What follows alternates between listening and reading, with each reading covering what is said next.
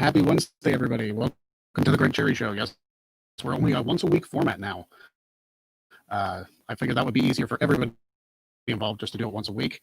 But again, welcome to the show. My name is, of course, Mace Slapjack, and we are looking very much forward to talking about, I said we, because once again, bringing in very special guests.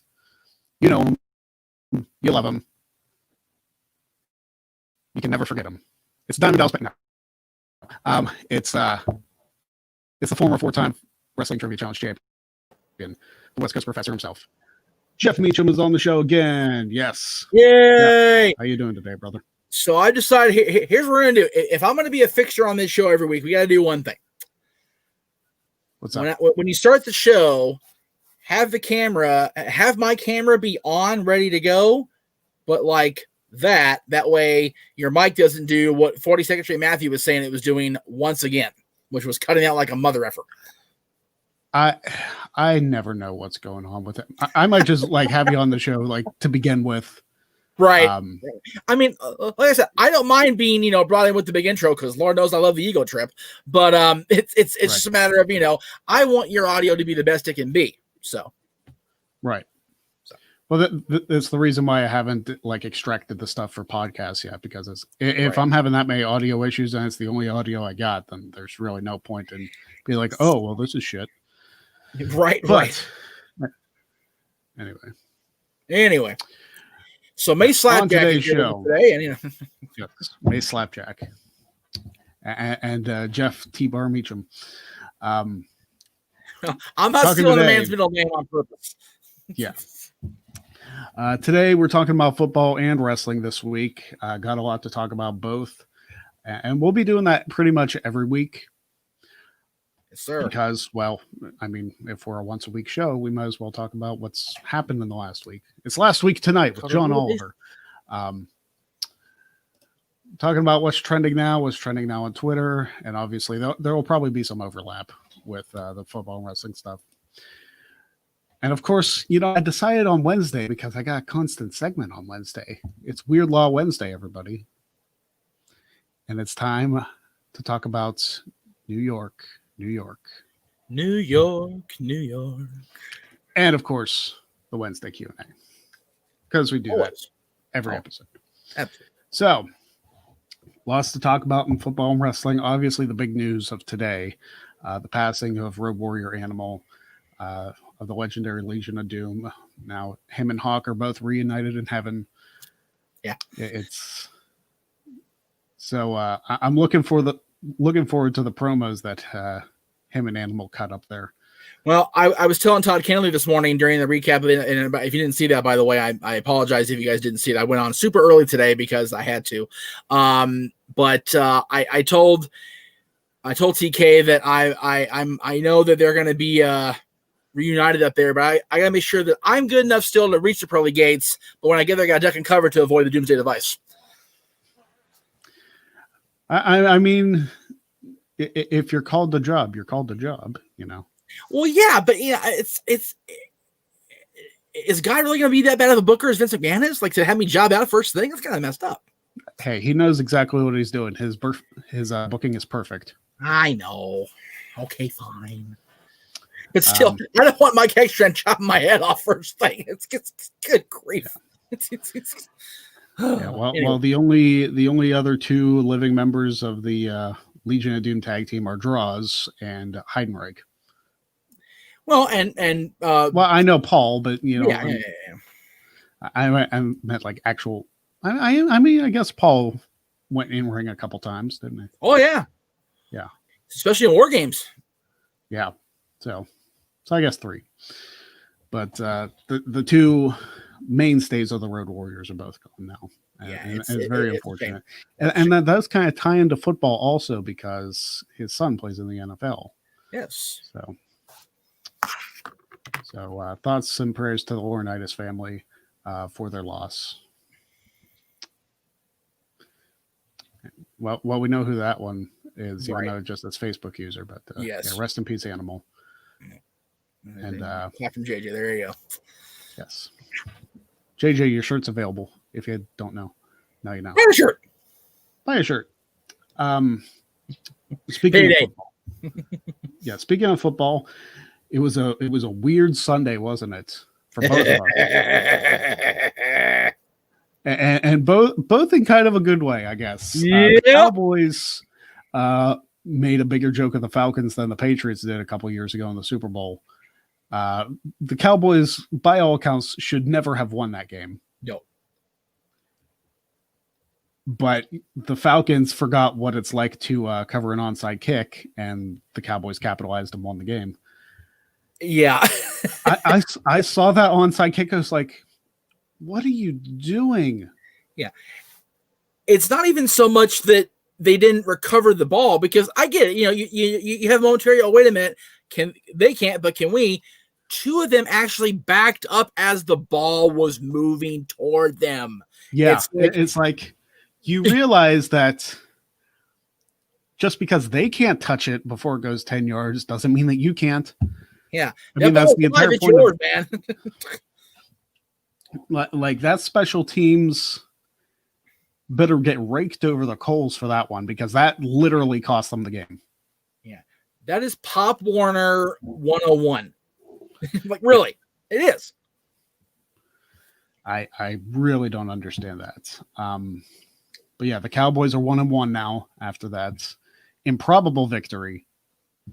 And I brought this up to you during a taping recently, that no team in NFL history prior to the Falcons had scored 39 points and had 0 turnovers and lost. Yes. The Falcons are the first to do it. So, yay, history. I guess. Oh, it's too funny. I mean, it's funny because you were on the winning side of it. If the Cowboys did that, you would be like mother effing up a storm. But if the Cowboys did that, I'd still be in a slump. Yeah, it'd be bad. Yeah. Also on Sunday, the Steelers played the Denver Broncos and tried their damnedest to give the game away. They did. They really did. It was so frustrating. I mean, the Steelers pretty much had the lead. I mean, they did have the lead pretty much the entire game. Denver never did take over, but they tried really hard down there with 4th and whatever it was in the red zone.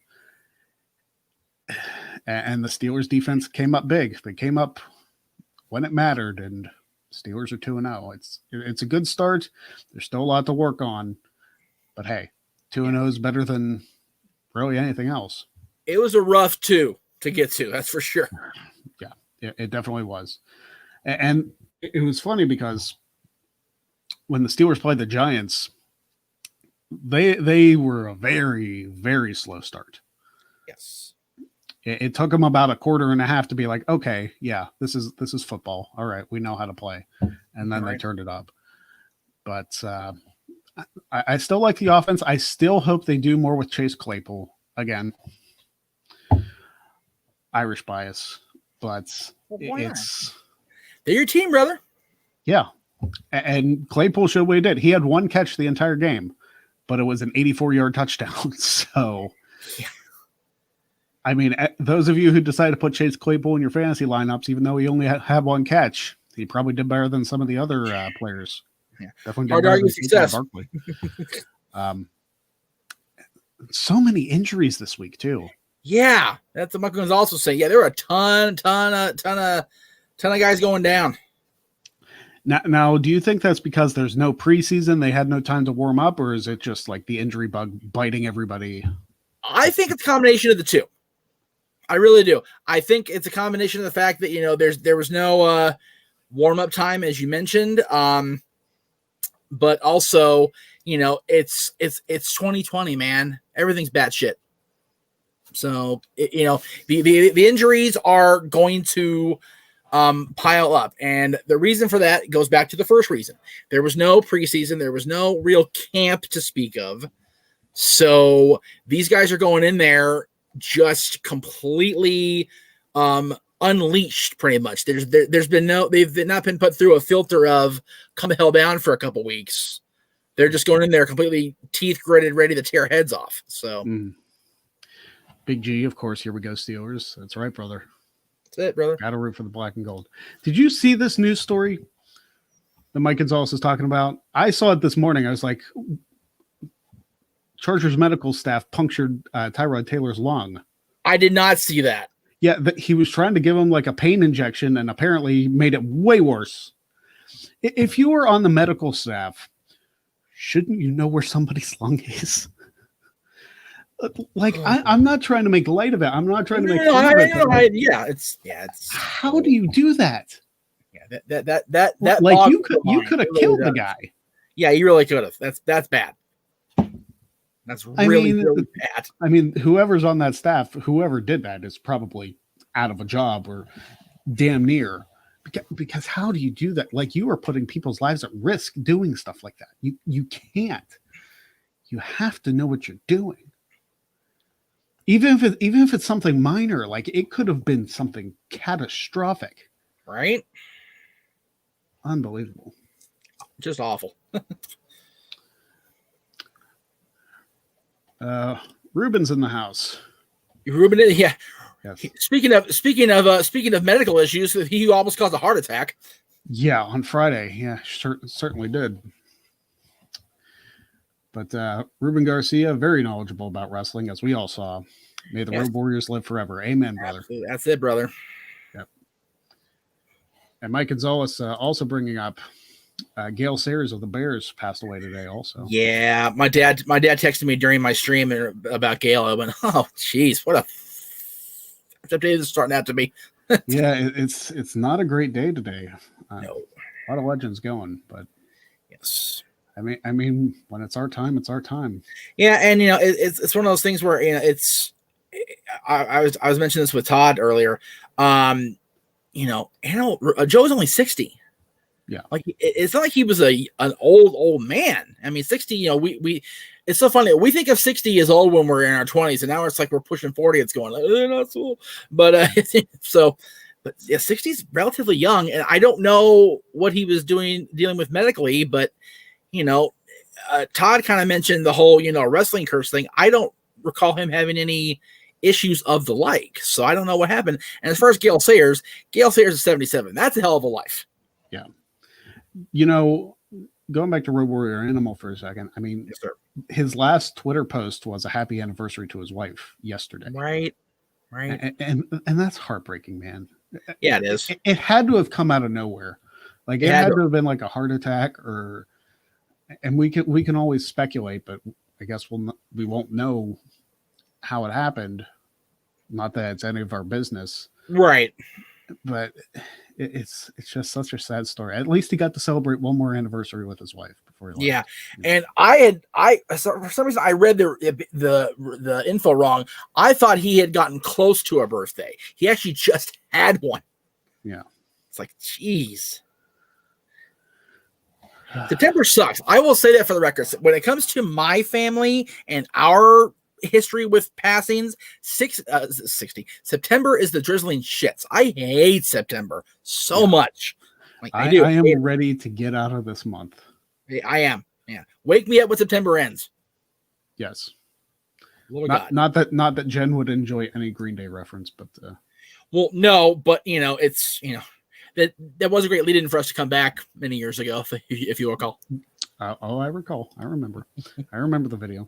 What's up, Bobby? How you doing? My fellow WWE Champions guy.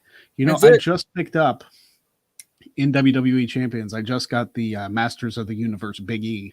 Like, oh my God. That's fantastic. Right? I want to get the Masters of the Universe Triple H because he looks like a freaking beast in the game. I love it. But no such luck as of yet. It's funny because I pulled him yesterday, 2-star bronze, and that's the highest that this loot goes.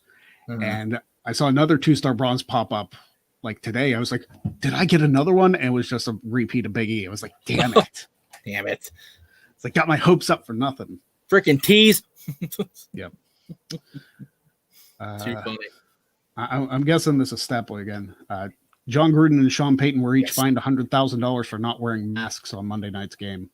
Yeah, I'm not sure why the algorithm doesn't show his name, but yeah, that's weird. Yeah, I'm just assuming. But yeah, imagine getting fined $100,000 for not wearing a mask. Well, it's funny they mentioned that. I'm glad, Mike, you mentioned that, because after we were done yesterday, we took Dylan to the orthodontist for a follow up, which costs more money than we intended to. And there was a guy in the lobby on his phone with a mask on under his nose.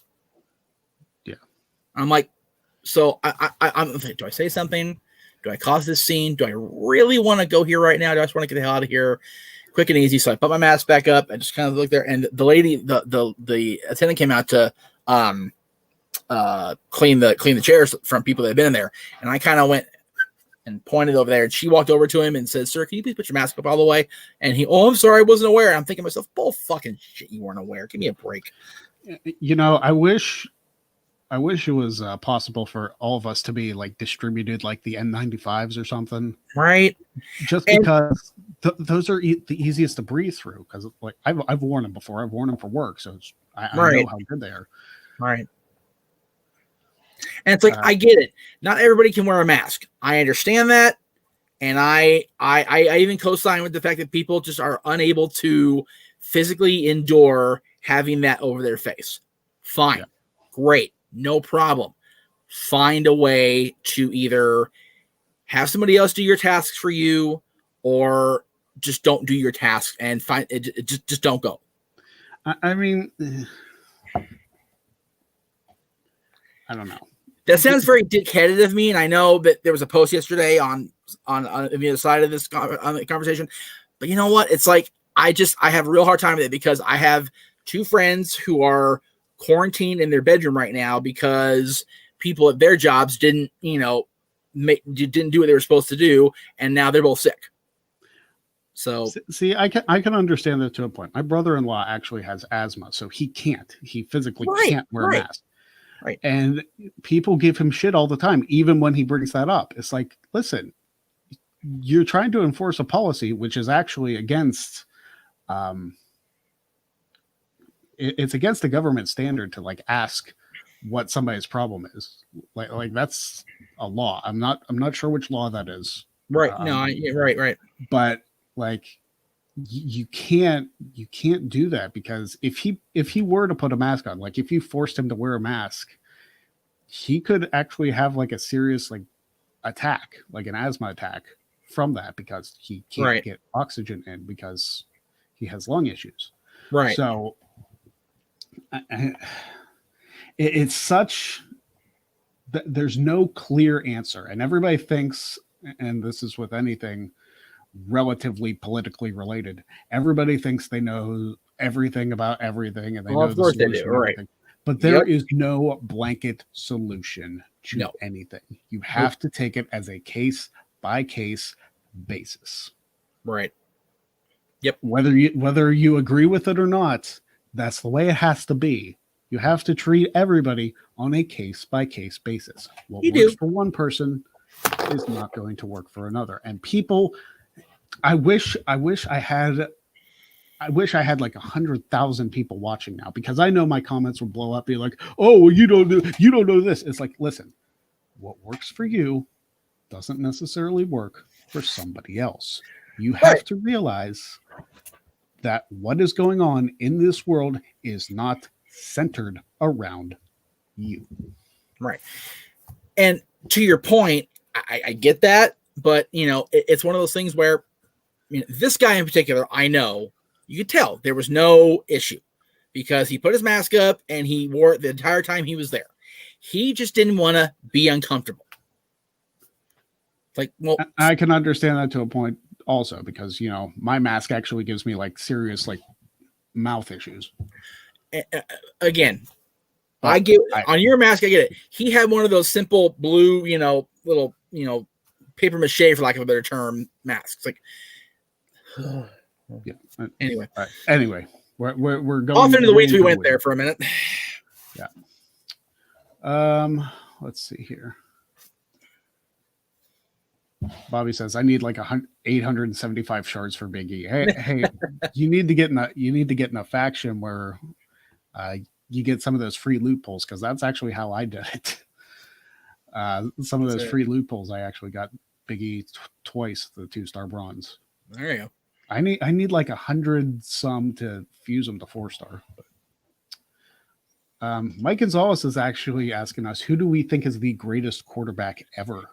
Well, we had this debate yesterday on the Stat Boy Sports Bar, which, by the way, every Tuesday at 6 Eastern, 3 Pacific on the Jeff Meacham Network side of things. So there's that little cheap plug. Because they were, it was brought to Mikey's attention that the person felt that, or somebody said on some sort of media that Drew Brees was the greatest of all time. And I could understand the argument. I can too, but there is more to greatest of all time than championships. And Mikey was trying to throw Terry Bradshaw at us, and I said Terry Bradshaw at the time yesterday. I said Terry Bradshaw was one of the greatest quarterbacks of all time. I've had a chance to look back and go over stats. Terry Bradshaw was a decent quarterback that had a tremendous defense, whooping that ass the opposite way. That's where Terry Bradshaw's excelled. So. Let me put it this way: as a Steelers fan. Right. I don't think Bradshaw's the greatest of all time. He's not. He might edge his way into the conversation, but I don't think he would win it out. Yeah. If I had to say, I would probably go with Joe Montana. You know what? I was gonna because somebody was talking about because Mikey was making the argument. He has 4 Super Bowls, 4 wins, and 4 Super Bowls. Nobody else has done that, and I went Joe Montana. 4 for 4. Yeah. So he's awesome. Again, people shit on Tom for being a cheater, and Lord knows he was. But you can't argue even the ones he didn't cheat to win necessarily. Brady has consistency. That's the thing. So I don't mind giving Brady a little bit of praise. However, he will forever be tainted by the whole cheating thing. Period. So there's that. I was arguing Troy Aikman. I think if Troy Aikman had more longevity, he'd be in the conversation. Yeah. I mean, that's also a little bit of Cowboys bias, but hey. Well, of course it is. But and also UCLA bias because Right. But I don't think, as far as greatest quarterbacks of all time, I would put in either Bradshaw or Roethlisberger. Love them both, but I don't know if I put them as the greatest of all time. Yeah, I just don't know. It's such a subjective thing, and we talk about this on Dads all the time. It's subjective in anything we do, but it's very hard to argue with the overall consistency, the gameplay, and the way he carried himself like Joe Montana did. Joe Montana was a class act. I pretty much, from what I remember, the whole way through. So, and he was he was just a tremendous talent, and like I said, 4 for 4. Yeah. Mike Gonzalez asks an interesting question: is Bradshaw even better than Big Ben? If you look at the stats, no. If you look at the championships, yes, right. Because Bradshaw has 4, Ben has 2. Right. So yeah, I mean Bradshaw went 4 for 4 in Super Bowls also. So right. Well, that's what I'm saying. If you look at the sheer stats of it, no, because Bradshaw was a quarterback who, at the end of the day, really had his ass saved by his defense. Yeah, and you also have to realize too, in the 70s, it was not as much of a passing game as it is now. I mean, It has evolved into your receivers are your number 1 key players on your offense. Right. And you just need a quarterback who can heave it out there towards them. Absolutely. Running backs are a dime a dozen, it seems. Yeah. In the NFL now. Well, so much so that Cam Newton ran back half his stuff the other day. So, yeah. I mean, you're hard-pressed to find a running back, especially in today's NFL, that is going to be there for the long haul. Right. I mean, Le'Veon Bell just went down with a hamstring injury for the Jets. Yep. James Conner is hurt pretty much every single time he runs the ball.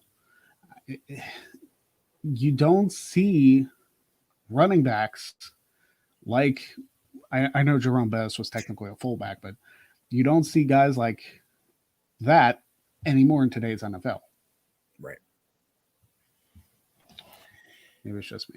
And I actually James, I actually didn't surprisingly have any Brady hate today. All I said was his reputation is marred by the cheating. I didn't actually flat out say I don't like Tom. I don't, but it's he's in the discussion. He really is, but just not. There's a lot of things that are against him doing there. So yeah, and it's also I want to determine how Brady does by his season in Tampa Bay. It might be multiple seasons. But if he is, I like this comment too. He made bitter X right now with Brady. Yeah, I get it. I mean, his season with Tampa Bay, if he does well, if he makes the playoffs, if he takes the Buccaneers all the way to the Super Bowl, right, then yeah, the argument can be out there. And it's the same we did with Montana, with the 49ers and with the Chiefs. Or am I thinking Steve Young? Regardless. I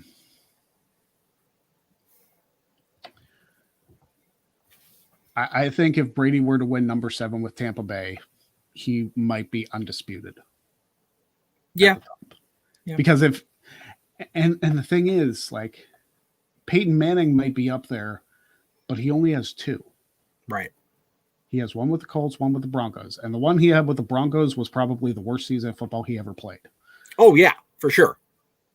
And he still won the title. So, Yeah, he won the title because his defense was spectacular. Exactly.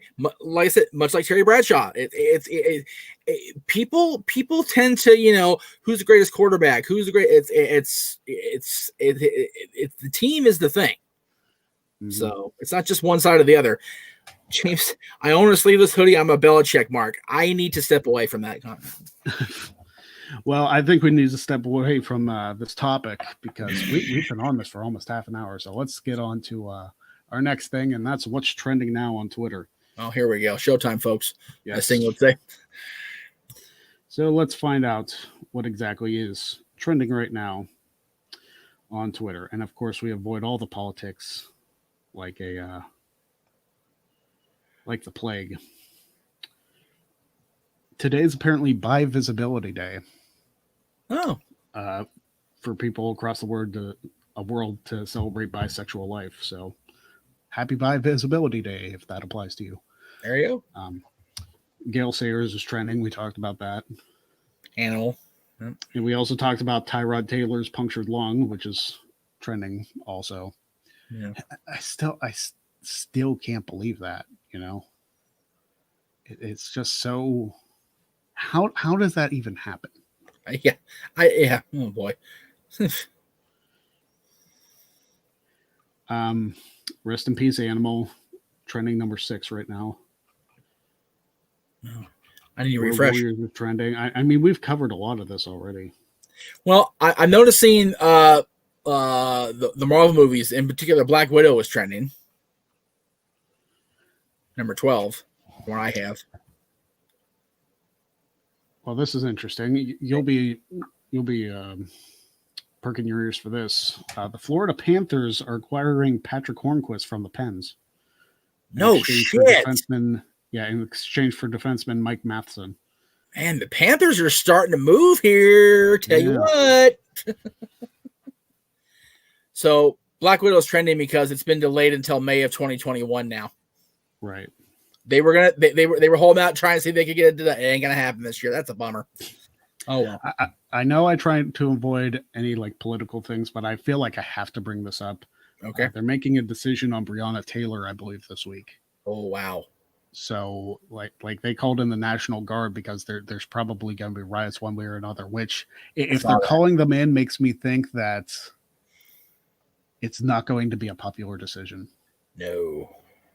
So it's not going to be pretty in Louisville. So Correct. If you're in Louisville, stay safe. Oh. Let's see what else here. In the area of delays, West Side Story is trending because that was going to be a release this year too, but now it's going to be delayed until December 10th of next year. Yeah. I guess they're remaking. I love West Side Story. I know they're remaking it. That's pretty cool. Good old 2005 Rumble commercial.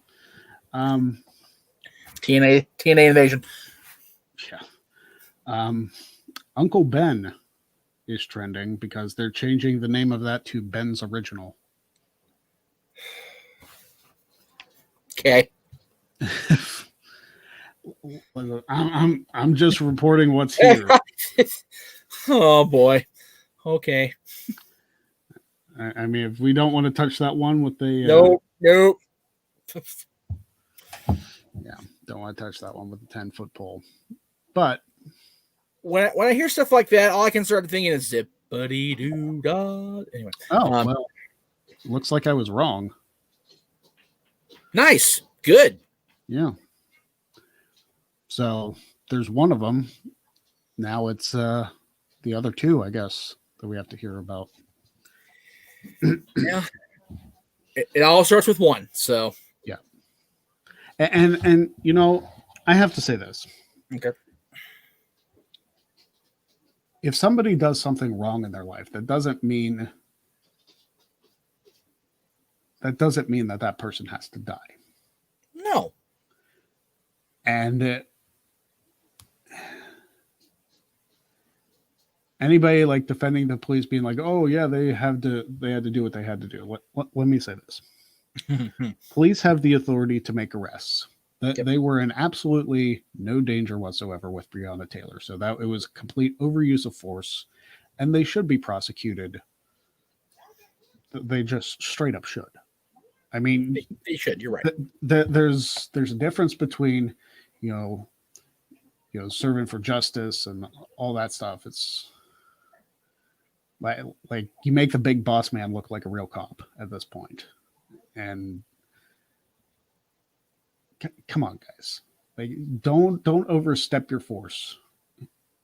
It's unnecessary, and you should be penalized for the.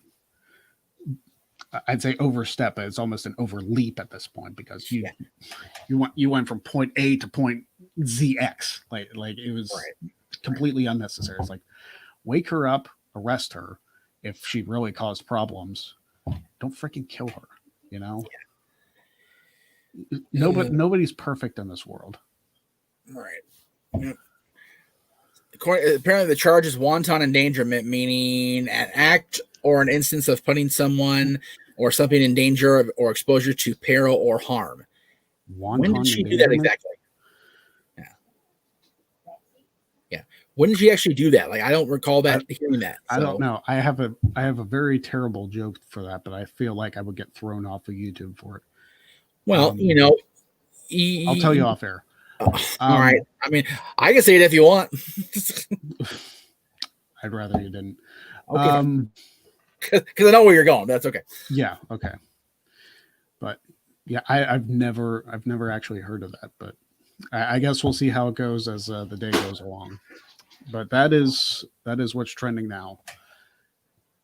And now I feel like after all this talk, we could use some positive, like funny energy. Yes. So it is time. It is time for Weird Law Wednesday, New York edition. So all you people up in New York, we're sorry. Are we? Because it's their laws. I mean, yeah, I know. Well, but the people that live there have to deal with it. So So here we go. Okay. Weird New York law number 1. Believe it or not, women may go topless in public, provided it is not being used as a business. Can we get that out here? Can we make a California law? That'd be neato. Are you sure you wanted that in California? Well, some women, maybe. I have to ask. I've never been there. So. I mean, let's be real. Ron White said it best. You see one pair of titties, you want to see all pairs of titties. So, as a married man goes, yeah. As a married man goes, I ain't touching that. Yeah. It's definitely a weird law for sure.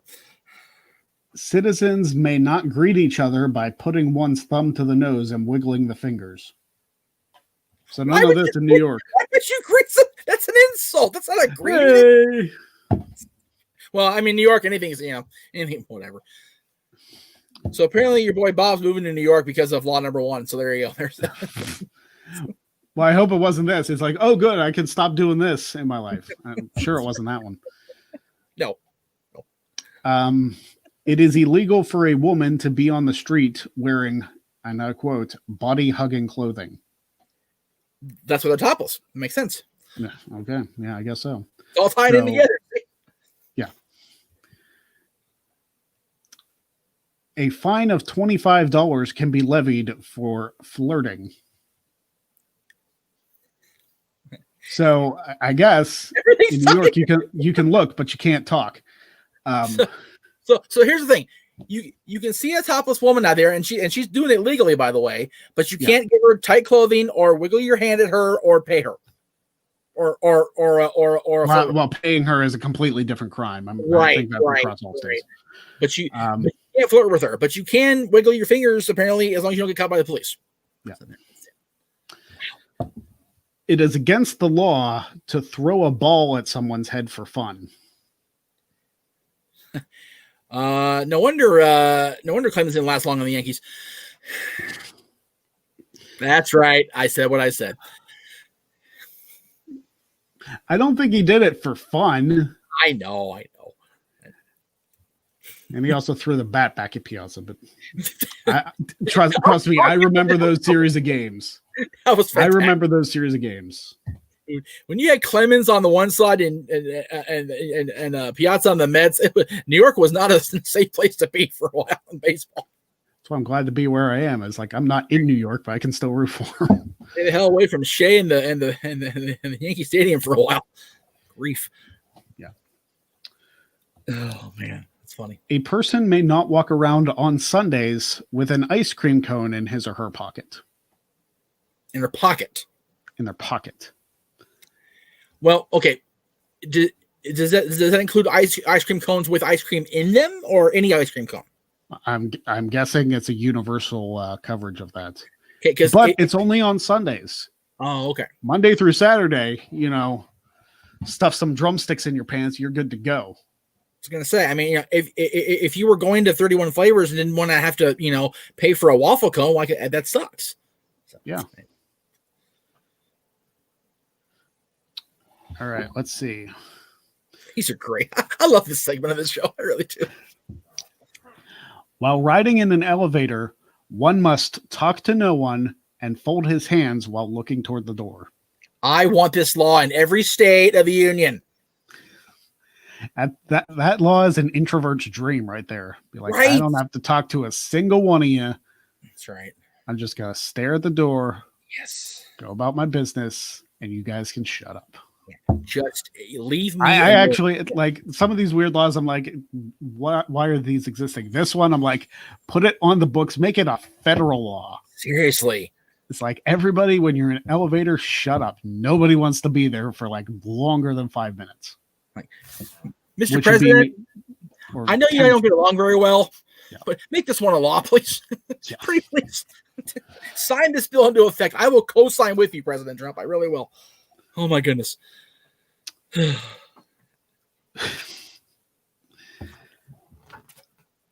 you ready for this one? Okay. The penalty for jumping off a building is death. Okay. So shouldn't that be obvious? And you don't die, you're going to die anyway. Yeah. So if you want, I guess that's a guaranteed way to die. Just jump off a building. Doesn't say what kind of building. So if you feel like jumping off a house, Mick Foley style, don't do it, because just be careful. Don't jump off your toddler's little Tyke's house, because you're gonna die. Yeah. Also, if it supports you, then props to you. Yeah. If Little Tyke's house supports you, you are not Jeff Meacham. All right. Let's see what else here. In Staten Island, New York. Oh God, Carmela, you listening? You may only water your lawn if the hose is held in your hand. Double entendre. Well, then I guess we can make sure Corey Graves is standing there when she's doing her business. So there Well, I'm you go. pretty sure they live in Pittsburgh, so it's not a big deal for them anyway. But you can't you can't use one of the automatic things. You have to actually hold the hose. Yeah. That seems kind of silly, but okay, sure. Yeah. It's weird, I guess. It's a weird law. In Ocean City, New York, there's a few of these. A law from the early 1900s prohibits men from going topless on the boardwalk. Okay. So dudes have to wear shirts, women don't. This sounds like a recipe for disaster. Probably. Yeah. Also in Ocean City, eating while swimming in the ocean is prohibited. I would hope so. Like, you're supposed to wait 3 minutes before you go in the pool anyway. But the ocean would be worse. Pinball machines are not to be played on Sunday. Okay. So if you're a pinball wizard and you go to Ocean City, if it's Sunday, you better not touch those flippers. That's right. And make sure you have your shirt on if you're a guy. Yeah, that too. Also in Ocean City, because there's apparently a lot of things that you can't do there, raw hamburger may not be sold. So you can't sell ground beef in Ocean City, New York? Well, they don't want to have people taken to the ocean with them and eat it. So, kind of... Well, I guess. Wall topless. Yeah. In Sag Harbor, New York. Sag Harbor. This should be good. It is illegal to disrobe in a wagon. In a wagon. Yes. So I can disrobe my car, but maybe not, because if it's a station wagon, it's kind of a fine line. If it's a station wagon, there's a little gray area there. Yeah. I would avoid that at all costs. Okay. Buy a truck. Buy a truck. Well, you're right. Buy a shirt. A great shirt you brand on Teespring. Yeah. Buy a shirt so I can buy a truck. In Carmel, New York, women may not wear high heels while in the city limits. So they cannot wear shirts, but they can't wear high heels. That's correct. Got it. Okay. Well, if you're walking around without a shirt on or a bra on, you want to make sure you're not, off balance. So, I've seen this law before, or at least a similar one in a previous week. In Green, New York, during a concert, it is illegal to eat peanuts and walk backwards on the sidewalks. The scary part about this is I have seen this law before in a different state. Oh my God. This particular law. You have to remember, folks, the people that were going to concerts when a lot of these were being drawn up were very high on a lot of drugs. So walking backwards while eating peanuts was not uncommon, I would guess. So they're trying to cover their own legal ass. I get it. I ask every week how many people did this before it became a law, but how many people did this to the point where it became a freaking epidemic and it had to be banned in multiple places? Like, this is a whole new level of WTF right here. Oh my God. Why? More than one state has this law. That is ridiculous, but it's so funny. Yeah. Oh my goodness. I kind of want to show up on next week's show to walking into frame, walking backwards, eating peanuts. Well, just like you're not on the sidewalk and there's no concert going on, so you're okay. Well, it depends if I got the concert playing in the background when I walk in. Well, you don't have a sidewalk in your house. How do you know? You ain't been here. You ain't come to see where I live. You don't stay here. That's very true. I have not. You don't go here. For the entire state of New York, slippers are not to be worn after 10 p.m. What kind of slippers? I'm guessing it covers all slippers. That's ridiculous. I need my bedroom slippers after 10 o'clock. Yeah. That's So horrible. 9:59, you better be throwing those things off your feet, kicking them off. I feel attacked. And finally, in good old NYC, it is illegal for a man to ogle a lady. The accused are forced to wear horse blinders.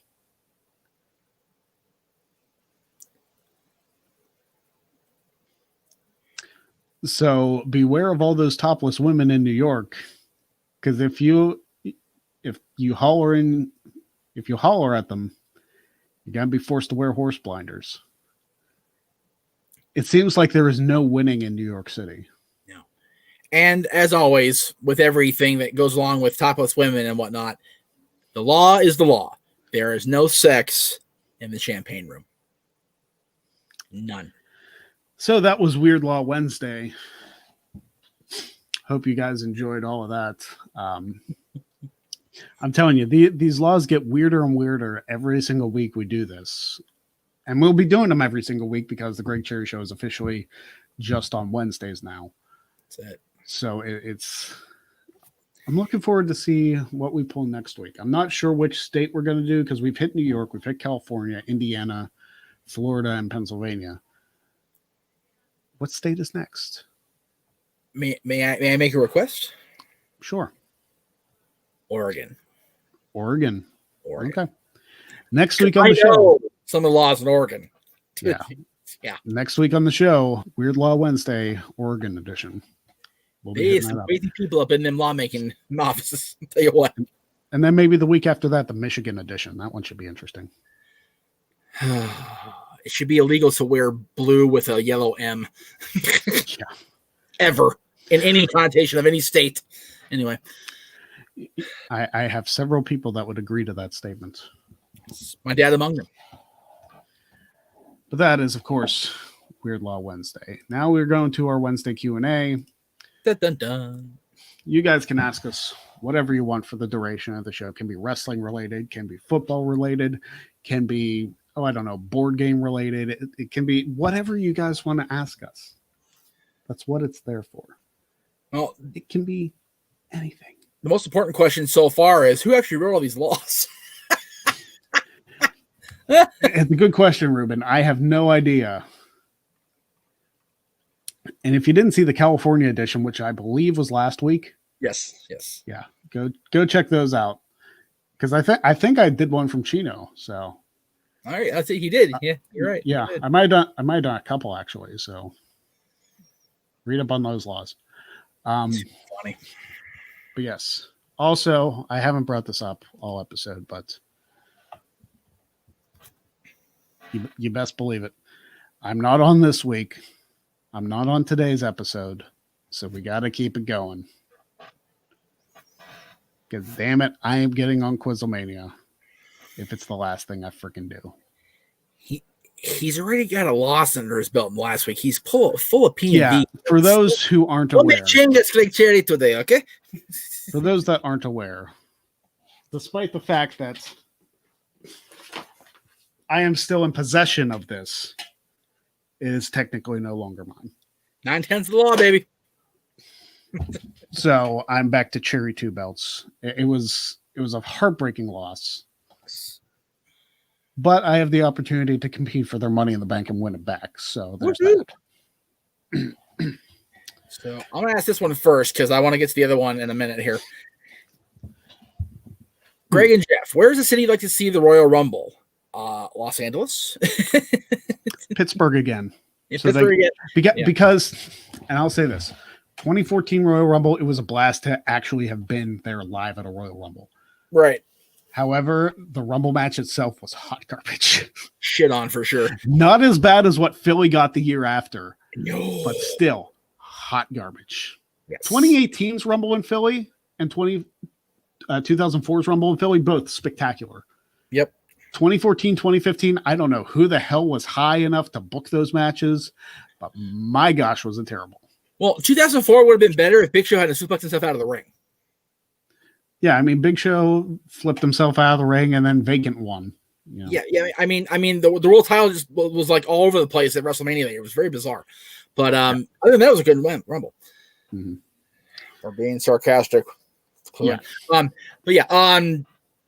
But yeah, really anywhere. It doesn't matter what city it's in, as long as I can go and have a good time. That's all I want.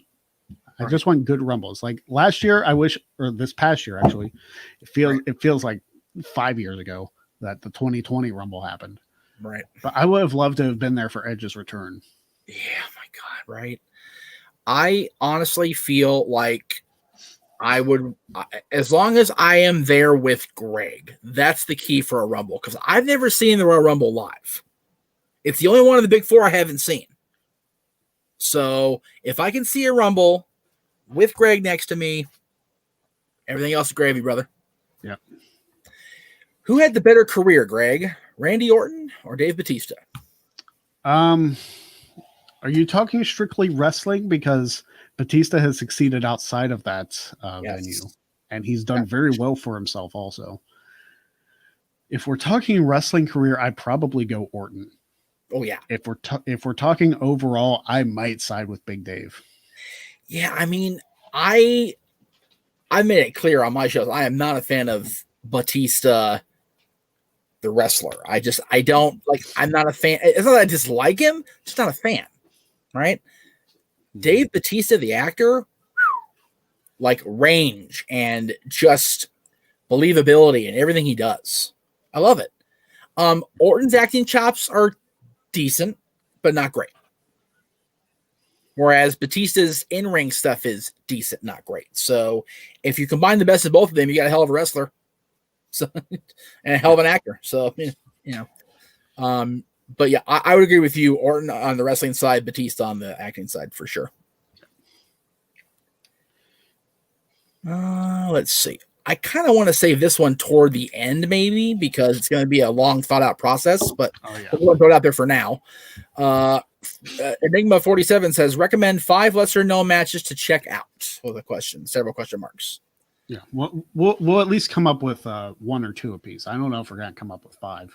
Yeah, or if we come up with 5 between us, maybe. Right. Ruben, it doesn't look good that WrestleMania will be here next year. It's I'm holding out hope. As Cassius Ohno's theme song said in PWG, I'm holding out for heroes at the end of the night. I'm holding out hope that we can get WrestleMania saved, but it don't look good. But right now it's Cassius Ohno's WWE theme. Oh no, oh no. And much like his career, it's where it is. So yeah. I love you. I love you, Chris. I'm just saying, man. It's not your fault. You know, Chris Hero is one of those guys who's incredibly talented, but like just never connected in WWE. I think it was the Cassius Ohno thing. It was the fact that, well, okay. I'll be careful. Chris being labeled Cassius Ohno didn't help him at all. No. Chris not staying in Chris Hero shape also didn't help him at all. Yeah. So there is that. JJ, real quick, I'll throw your comment up there. If it wasn't for the Marvel connection, Batista's Hollywood career wouldn't be anything. I kind of disagree. I thought he was pretty good in the James Bond movie he was in. I thought he's done pretty well for himself outside of the Marvel Cinematic Universe. Has it been big box office? No. But has he done well in the roles he's been given? I feel he has.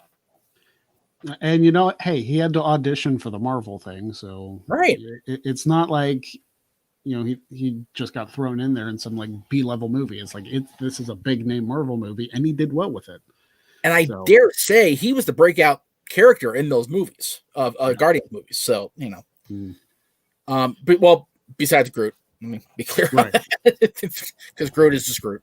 Today marks the 3-year anniversary, I believe, of Triple H turning on Seth Rollins and causing Kevin Owens to win the Universal title on Raw. Thoughts? I believe it's 4, actually. Because the Universal title was 2016. Yeah. That still shocks me to this day. Like, if that is one of those things that you do not see coming, I was like, whoa. You know, they did the top 25 Raw moments. I don't know how that one did not make it, because that was probably the biggest Raw moment of the last 5 years. Right. Yeah, you could hear the air get sucked out of that place when Triple H spun Seth around and dropped him. It was like the air sucked out of here when I was watching it at home. It was definitely one of those holy shit moments that you so rarely get anymore. So it was a very cool moment. Michael says, speaking of acting, do you think Cena will ever have the success that Rock and Batista have had? Well, let me before Greg jumps in, let me just say this. Batista is not at the level The Rock is, nor will he be. Let me throw that out there right now. Because The Rock is the biggest attraction in the world right now. He just is. That Dwayne Johnson is making that money, man, big time. I don't know if John aspires to be that guy, if that makes any sense. Like, John is taking the acting roles he's taking. He's in Fast coming up. He's in the DC movie coming up. But I don't know if he aspires to be that guy overall. So I don't know if he will get there. I don't know if he does want to. Doesn't he have a TV gig too? Yeah, he's on that animated show, and I'm gonna not be okay with not knowing because I'm gonna get crap for it later. But yeah, he has a full-time TV gig right now too. So yeah. I was gonna say, for some reason I thought I saw something about him like doing Wipeout again, like Wipeout was returning and he was gonna be the host or something, or maybe I just like had some very vivid dream. I'm not sure, but I thought he had some big thing coming up. What did Davi say? Because I did not see it. Is your guy's shoe game whack or some stupid like that? No. Like, it didn't make any sense. Michael says, what are your guys' thoughts on the names for Retribution? Well, Greg used one earlier. So yeah, you know what? Here's my thing. This has been probably one of the worst booked angles I've seen in a long time. Yep. They can't figure out what they want to do with them. No. And it's very clear that they have no long-term direction for them. Right. Be like, oh, you're just going to cause chaos. Okay. How? You're going to interrupt main events, make them go no contest, but you're going to have like no actual impact. Right. This is not... People compare this to the Nexus all the time. The Nexus was not booked this poorly. No. The Nexus was a big deal. Right. Not till SummerSlam. SummerSlam, after SummerSlam, it was chaos. But right. Retribution is already post SummerSlam. Right. Like Retribution is already post SummerSlam Nexus, if we want to make the comparison. Yes. Because here's my problem. They announced that they were coming to Raw. Like they made it so it's like, oh, a new faction is coming to Raw. And then they're supposed to cause chaos and actually not be part of the roster. Like from the get-go, this entire angle was a disaster. Yep. I don't know who thought of this, but there is no long-term direction. It is so frustrating. It is like agonizingly frustrating that an angle which could be arguably one of the hottest in recent memory is such a freaking train wreck. Yeah. Yeah. It's so sad that these talented people are being squandered. And I know I gave somebody crap on a private message about saying that exact same thing, but I agree with him saying that it's sucky that they're getting squandered away. But I think a lot of people out there are trying to make it more about, well, Vince doesn't know what he's doing. And it's like, and why didn't everybody just leave? Why didn't everybody just walk out? It's like, you gotta understand something, guys. There's two things that you need to consider when you create your narrative of Vince McMahon. Number one, as far as I know, could be wrong, none of us that talk to each other on a regular basis on this format or my shows or whatever are employed by WWE Incorporated. I don't think. And most of us have never met Vince McMahon in person that I know of. I have, but a lot of us haven't. We don't know how he is to work with, work for, or be around other than what other people tell us. And a lot of stuff we hear is after they've been let go, after they've walked out and they have an axe to grind. So you're hearing narrative from a already going into it negative point of view. Yeah. So I encourage the person I talked to last night. I encourage everybody out there, before you form an opinion of somebody, form your opinion of somebody. Here's my thing too. And I don't think it's just because of Monday Night Football that the ratings are terrible. No, But not at all. SmackDown is whooping Raw's ass. Yes. Like, in the history of those shows, SmackDown had maybe beaten Raw like a couple times. SmackDown is now consistently owning Raw's souls. Yeah. Like, I dare say SmackDown's the A show. I would agree. And that's not just because they're on Fox. It's not just because they're kicking ass in the ratings. It's not just because they have, I feel, better quality booked shows and storylines. It's all of them combined. Yeah. As lackluster as the overall WWE product is right now, SmackDown is firing on every cylinder they can at the moment. Yeah. They are whooping that ass, like you said. Agreed. So I do want to say we should go back to the lesser thought of matches. Right. Can you name one that like not a lot of people think about? Yeah.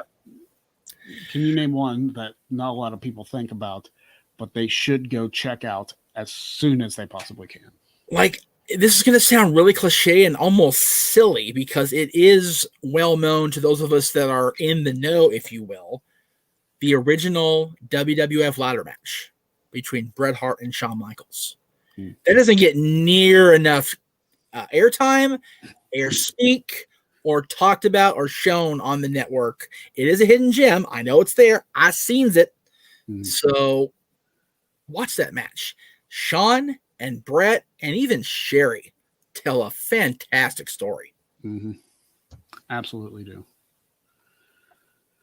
What would mine be? I'm trying to think of a match that nobody really talks about, but I love. But a lot of the matches I love are like the big ones, like Shane and Kurt. I talk about that one all the time from King of the Ring 2001. Everybody knows how good that match is. And if you haven't seen that match, then sure, go check that out because you are missing out if you have not seen that one. King of the Ring 2001. If I may, off the King of the Ring piggyback there. Yeah. Mankind and Triple H from King of the Ring 97 is not very well spoken of, but it's a damn good match. Mm-hmm. I feel because they had a great match in July in Canada, and they've had classic battles since in all forms of Mick Foley. Right. But that King of the Ring match between Mankind and Hunter Hearst Helmsley does not get talked about a lot. Mm-hmm. And I think it should. I mean, we can talk about the DDP and actually Matt brings up DDP and Sting on Nitro. Yes. From 99. Is that the one where Sting won the title and then DDP won it later that night? Yeah. Yep.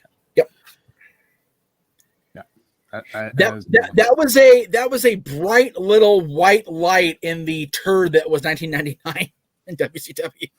Yeah. Because was that right before the logo change? Right. That may have been the night of. Oh. There you go. So, if you can get past the whole exploding vagina logo, it's a great show. That's an Eric Bischoff term, not a Jeff Eacham term. I'm just going. I know. We've done enough broadcasts. I know the reference. You know all the words. Sing along, kids. Yeah.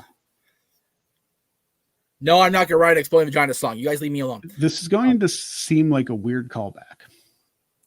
Okay. I'm going to throw one out there from Super Bowl 2000 because it is a guilty pleasure match of mine. Sesame Street Death Match. No. Okay. The stretcher match. Ooh, yeah. David Flair and Crowbar against the Mamalukes. Yeah. Yeah. That match is entertaining as hell. It really is. It's funnier than hell, too. And you have freaking Disco on commentary for part of it. You have Daphne screaming the entire match, which you can still get past because it's entertaining. Right. But it's not just because Vito watches the stuff. It's like, hey, I really enjoy that match. Vito and Johnny the Bull against David Flair and Crowbar. for the WCW tag team titles in a stretcher match. Well, then I'll say this. Vito, you believe this shit? Anyway, Zach Nelson with the final question of the day. Yes. Who's going to be the next major WWE debut, and how do you book them?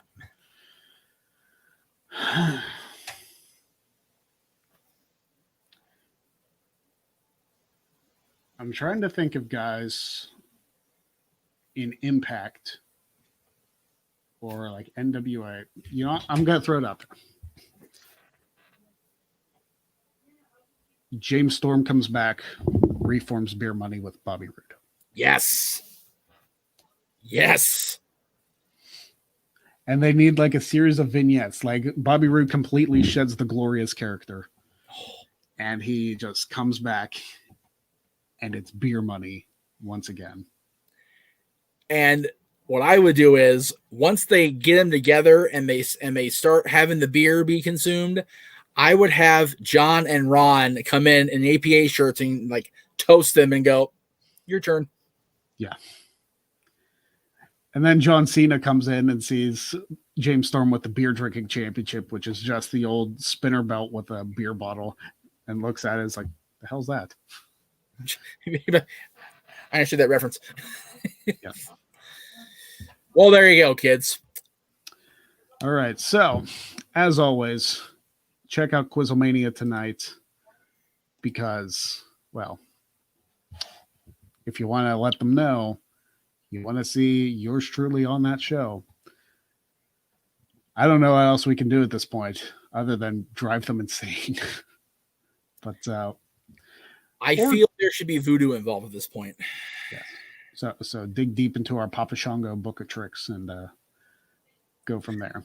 So well, of course, if you want to get Papa Shango, you have to actually convince the guy that is Papa Shango to not lie to you on the phone about being involved in business anymore. You're still bitter about that. Bitter critter. Bitter friggin' critter. I don't give a shit. I don't. Yes. But anyway, for Jeff Meacham, I'm of course Mace Slapjack. And we will see you next Wednesday for another episode of The Greg Cherry Show.